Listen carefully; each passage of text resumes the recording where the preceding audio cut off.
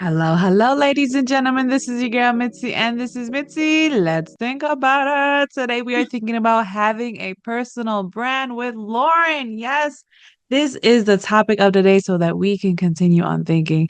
So, thank you so much, Lauren, for coming on my show and sharing your time and perspective with me and everyone else so that we can continue on thinking. So, let's go ahead and dive right in. Why is it important for us to think about having a personal brand? Well, thank you, first of all, for having me. So happy to be here. I believe that the importance of a personal brand is very distinctive to each person. So I wouldn't do a sweeping statement that everyone should consider it. It would only make sense for those that it adds value to your business offering. So I like if that. you, for right now, the people that I'm working with, their offering is them. So they're either a coach or a speaker or an author or a podcaster. And so what they're offering is some version of them and their expertise. So it makes sense for them to have a personal brand. The entrepreneurs that I work with, if their personal story, if their expertise, if even just the enthusiasm they have for the business that they're running would lend itself and help leverage their business, then absolutely let's get out there because you are a commodity. You are a person, your personal brand is a business lever that you can be pulling for your business. But when it's used just for marketing purposes, it can come off kind of inauthentic. And so authenticity is key in this. And so it needs to make sense. It doesn't need to be forced. So I Yeah. think, depending on what service you're in and the gifts that you have to give back to the world and how you want to do that, everybody has a unique positioning as to how they'll come to the market with their personal brand. Yeah, I like that. I like the fact that you said it depends on how much value do you want to bring out. You know what I mean? And I think Mhm. that is very key element to what people really need to think about. Is like, what do you value? How can you bring it out? How can you show the world what you value? You know what I mean? And I think when we put that into businesses, into life coaches, into authors, or, you know what I mean, podcasters, it really does make sense because you want to be authentic. You know what I mean? You don't want to have this image or this persona that doesn't actually match the same person that you are because people are going to pick up on that real quick. You know what I mean? No, people are not dumb, despite the fact that people like to play dumb. They can see straight through the authenticity that's actually being projected. So, for you personally, when did you realize that you needed to reamp your own personal brand? Well, I have spent the last 25 years of my career history. I got out of school at the University of Texas with an advertising degree. So I've been in the advertising industry Oh, space as a okay. creative for a very long time. Okay. I started at one of the biggest ad agencies here in Austin, Texas. And then from there, my path was kind of scripted by some divine assignment, as well as the desire that I had to try out every different modality there was to helping somebody sell something creatively. So Oh, whether it was inside an advertising agency, and then I left and I really became obsessed with the entrepreneurial world and helping founders with their businesses, but then also at the same time wanting to run my own businesses as well. And so I tinkered with owning my own businesses, an adventure company for kids. I would then go and work directly for founders. And then it was just kind of, and then I became a mom. And then motherhood definitely was a big chunk of time that I reprioritized my career goals. And I always put yeah. my boys first. And so what I did during that time was, again, very entrepreneurial, but also just kind of opportunities too. I would align Mhm. myself with the opportunities that really aligned with what I wanted to do with my own gifts and how I wanted to give them back. And so when I was making this shift, just last year, my birthday was in October. I just celebrated my Oh, 49th birthday. I nice. was like, can you pivot at this stage, 25 years into your career history and later in life, as far as like being in your late 40s? And I just got very introspective last year and took a pause with my retainer clients that I had. I had some personal stuff with my parents. I had taken on caregiving role with them. And so my oldest son had just gone off to college. And so it was this first time that I felt like I could kind of invest in me. And Yeah. so I ended up joining a bunch of professional development mentorships and masterminds and communities and found myself in a personal branding community trying to work on my own personal brand. But what I ended up finding was that the people that were in there were actually founders themselves, But while they might not have had a brick and mortar business, some were entrepreneurs, most of them are selling themselves as a service. I realized that just like products and services that I had been branding and advertising for so many years, they were a person. And so I thought, why could I not apply the same learnings and the same creativity that I've been doing for brands all this time to them? And so Yeah. when I saw them go to market with their brand assets and their websites, I felt like they didn't really look like a brand, through my opinion. And Yeah. so I just started thinking about like the idea of, could we be branding personal Hmm. brands and like put the branding in that and put the person in the personal brand by making these very unique and very distinctive, which is everything I was ever taught in advertising school, and the gifts that I would give back to my clients was looking at what I call the unicorn factor. I would do that with products and services, and now I'm doing it with people to really extrapolate, what is it about you that makes you so unique, so that Yeah. someone would want to hire you as a coach. Just like what Mm. makes your ice cream so special that they would want to pick your ice cream over another one. Sometimes that's packaging. Ben and Jerry's has different packaging than Haagen-Dazs. So when it comes to a personal brand, your packaging is not only your aesthetic, but it's your voice, it's your message. But for me in the brand asset space, it's how is your copy written? Yeah. Do you have logos that are unique to you? Do you have iconography that represents who you are and what you offer? And then your digital storefront of your website is probably the biggest piece that I obsess over, because I look at them as pieces of art, and that they completely reflect the person that you are engaging with as a customer. And so this shift just really happened this over the summer, and I started taking on clients, and I've just started launching their brands. And the best thing I keep hearing from all of them is they send me text messages, like screenshots from their friends or clients, are like, this is so you. And so I love that so much, because it's just that's the art form that I love giving back. And it just makes me so happy to have branding as a vehicle to basically help people go live their dreams and feel confident they can go sell themselves and their services. Yeah, absolutely. Because if you think of those logos and those brands from these big corporations, they're universal. You know what I mean?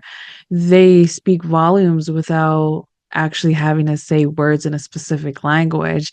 So when you say it in the form that you did, it makes sense because when you're able to have a logo or a brand or an image of a website storefront, it resonates with people. You know what I mean? They're able to associate that with all that you are. So it's nice how you have that creative eye initially coming into college and kind of coming out of college in your advertising and marketing field, and you just instinctively know how to see the good in a situation, or you are instinctively know how to see how to be more creative. And there's always this constructive criticism I see, but it's always good. You know what I mean? You find the good in others that sometimes we fail to see in ourselves. And I think more people need to acknowledge that. Like sometimes we need to allow other people in our space and allow them to see what we don't and necessarily see because we may be blinded from certain aspects. You know what I mean? And someone in your field, it makes sense why you're doing what you're doing, because I mean, for you to do anything else seems wrong. It I seems know, right? wrong. So why go out and share this with the world? You could just be helping your local area. You could be, just giving this information just to the people around you in your community. Why share this with the rest of the world and speak up about this so that they can think about this? I think for me, when I was really trying to think about the pivot that I was going to be making, and I had a couple of retainer clients, I just had ongoing maintenance work and different like events we would do or marketing campaigns and things like that. I did feel this little pit in my stomach, I guess, that I wasn't making enough impact. And I was trying to figure out, how could I make more impact? How could I Yeah. affect more people? And so it took a full year of really trying to figure out what I was going to offer so that I could impact more people. So now the reason I'm out here now talking about it is because I want more people to know that their voice matters, that they're doing matters, and that there are ways to get out there now. And then the way the marketing field, or the way the digital marketing field has democratized the ability to be able to get out there and spread your voice and spread your message, but via podcasts and YouTube and social media, that there's an opportunity for everyone to not ever feel trapped. I think I've also Yeah. had this since I was a little girl. I watched my parents have jobs, but I always felt like my observation of a career and what people did with their most of their hours of the day was so like beholden to a job so they could make money. And so it just I always get this feeling that people kind of felt trapped and that their true skill set and the gifts that they were given, a lot of people get them realized, but a lot of people don't. And so Yeah. that kind of dissatisfaction is what I want to also help people realize, that they have something to offer. And there's so many formats now to which you can offer that, and ways of making of creating a business model for yourself. Doesn't mean your full-time job and the way you have a paycheck and the stable income isn't necessary and isn't great too. But I think now just being able to show others how I have been able to package up these humans, these experts, and these thought leaders, and take them to market as a business. Hopefully, Yeah. the more I create, just shows more people that they have an opportunity to do the same thing. Yeah, I love that. I love that because if once we realize that we have those unique skill sets and this uniqueness that makes us valuable in this world, then we start to realize, you know what, I need to do something about it. You know what I mean? We start to feel empowered because you're absolutely right. So many people forget the fact that we are born with natural gifts and abilities that somebody else may not have, but somebody else may need, or somebody may be able to utilize that gift in some way, but we diminish it, like you said, by going into this rat race of this world of just working this job and just only focusing on that, so that by the time you're going home, you are drained and done and just ready to go to sleep and start all over again, never actually living a fulfilling life, never actually grasping and taking the day as is and really taking advantage of it. And I think when you have this personal brand and you have something of value to share, you really are able to let people know this is what I can bring to the table. If it works for you, great. And if it doesn't, it's okay. Maybe it'll work for somebody else. And I think when we start to realize that we all have that, then we won't feel so fearful of rejection. We won't feel so timid from going out there in the world and not being accepted or not thinking that somebody will have the same perspective as you. So what do you say to those people who are just stepping out into that unknown and stepping out into their true selves? Well, I think one thing we try to figure, one thing we do to ourselves is we figure out, like, what do we have to offer? Like, what is our Yeah. thing? What is the thing that we're good at? And we might have an answer to that, we might not. But what I've been taught is we really should be starting with the who.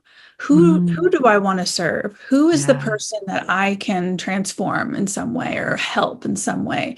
And then Yeah. you can kind of back things out from there and see, like, well, what service is it that they need, or what is it that I can provide them? And so I think when you first start thinking about that, if you are wanting to step out, kind of start with, who are the people that make you so happy that you would light up every day? Or the person Mm, that, if they were your client or your customer and they were to like text you in the middle of the night, you would be so excited to help them, not annoyed. yeah. So it's like, just who are the people that, and then it's hard nowadays too, because there's so much like self-care language that goes on about taking care of ourselves and thinking of ourselves, and we Yeah. do need to do that. But I think if you think about it in service of others, like, I'm taking care of myself in service of others, the way they say, mom should put the oxygen mask on first so that they can then be there for their kids. Yeah. Um, I think starting with your who is kind of the first way of stepping out. And two, they're dipping your toe in the water and kind of beta testing ideas as to, like, what would my service be? Because in the spring, for me, even, I thought I was going to have a digital community. I was like, oh, I'll be a community leader, and I had named it, and I'd gotten a bunch of people, and I'd paid for a platform, and I started it, but it Yeah. wasn't resonating. The one-on-ones that the women were wanting to do with me seemed to be even more successful.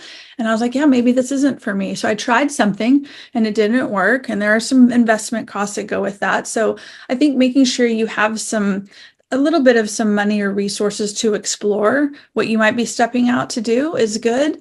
If you are in a full-time job, definitely try to do this on the side as much as you can while you're figuring it out. But there's all kinds of resources, and I offer free dream catcher calls. So basically, I call it a dream catcher, like the dream catchers you hang in the window, which I know traditionally are like supposed to filter out bad juju and bad energy. But I also am like, I'll do that. We'll get all those negative limiting beliefs out on our call. But also, I want to kind of catch the dreams you have for yourself so I can hopefully pull it together in a way that helps you see, like, oh, okay, I see now how I could offer this. And I had a client right now that we actually pulled back her branding into a soft launch versus the entire package because once she saw it, like the full website and all the offerings and everything we were going to be selling, she's like, I don't know if I'm ready yet. Because it was Yeah. legit. It was like you finally hit Yeah. it. And you're like, I don't know if I'm ready to do this. And so we're like, let's just back it out a little bit and just do kind of a soft launch and just gather interest for now. So there's definitely ways you can kind of start figuring out like who wants this service and what is it that I want to do. So Yeah. that's something I can help people visualize as well. I like that. I like the dream call aspect because sometimes it's that little oomph that we all need. You know what I mean? When you said that you take away the doubts, you take away the distractions, and you gather up the dream. Oh my goodness. I thought of my mom because sometimes my mom, she just gets stuck into doubt, and I'm always like trying to catch her and bring her back together. Like, okay, Ma, I understand that. That's valid. Those are all valid points. However, now let's flip it on the other side and let's gather it all together, like you said. So it's like it's nice to see how real that is. You know what I mean? I'm not the only one that does that, but it's like it's nice that that's what your goal is, to help people, because so many people need that little umph, you know what I mean? That little just that nudge. Cause you know, my boys are toddlers right now and sometimes they fall and sometimes they're about to fall. And I'm just there to catch them real quick. And I'm like, umph, there you go, keep going. And they're just going on their way. And it's like sometimes we need that in life, in adulthood, you know what I mean? To just have somebody there to just be like, you got this, you got this. And if it's a simple phone call, oh, how can you not just do it? Just a simple phone call. You could be driving in the car, breaking down, about to go in tears, call Lauren up and be like, Lauren, I'm fully distracted and I'm ready to catch my dreams. You know what I mean? Something so simple like that. That is something beautiful to give to the world. Thank you. And I know time is catching up to us. So, what can be some lasting words of wisdom that you can leave us off with? Even though, let's be honest, so much of this conversation have been filled with so many great points. But what can be some lasting words you can give us? Well, my brand icon is a unicorn, and I know we touched on it a little bit, but that is truly how I see the world. Ever since I was a little girl, I just always saw the sea of horses, and I just either saw a person that was a unicorn, or I wanted to be the unicorn. I always wanted to do something a little bit differently. I didn't stray so far off the beaten path, but I think that there all, like I said, everybody has what I call their unicorn factor. And so what is that about you that only you can own? And Yeah. in whether or not it's like, well, I'm doing the same thing. Like Mitzi has a podcast, I have a podcast too. But there's something about Mitzi that's different than you as far as how you're going to deliver that podcast and really lean into that and really own it. Because I think at the same time, it gives you that confidence. And something I say too is like, I create one of a kind personal brands for one of a kind individuals because that's either what I can see in you or I know we all uniquely possess. And it's going to be the differentiator in the world of AI too for how we can stand out and be unique humans on our own because we got to start competing with a lot of artificial intelligence coming up. Yeah. But yeah, I think just a lot of this is being able to, it's a self-discovery tour as well of yourself, but it's learning to love yourself and all of the things that make you you. Yeah, absolutely. And I think once we start to acknowledge the fact that we're whole individuals and we're perfect as we are, and yes, there's always time to tune up and make adjustments, but it doesn't mean that you're broken. It doesn't mean that you're faulty. It doesn't mean that you're useless. You know what I mean? Just find your place and you'll be very useful, you know? So I think everything that you said today gives me a lot to think about along with the rest of the world, because let's be honest, having that moment of just stepping into all that you are is what we really want. And when you're able to use that and put all that you are in a brand, it just makes sense. You know what I mean? Because you're putting you in a space that you physically can't be in, but people can recognize that's still who you are. And that's what we all need, you know, especially when you're trying to have that value as an entrepreneur. And nowadays, where so many entrepreneurs are out there. So, ladies and gentlemen, if you guys want to check out Lauren, because you were able to resonate with what we were speaking about today, please check her out. I have her lovely photo on my website and access to her website right under so that you can continue on thinking. So, with that being said, bye.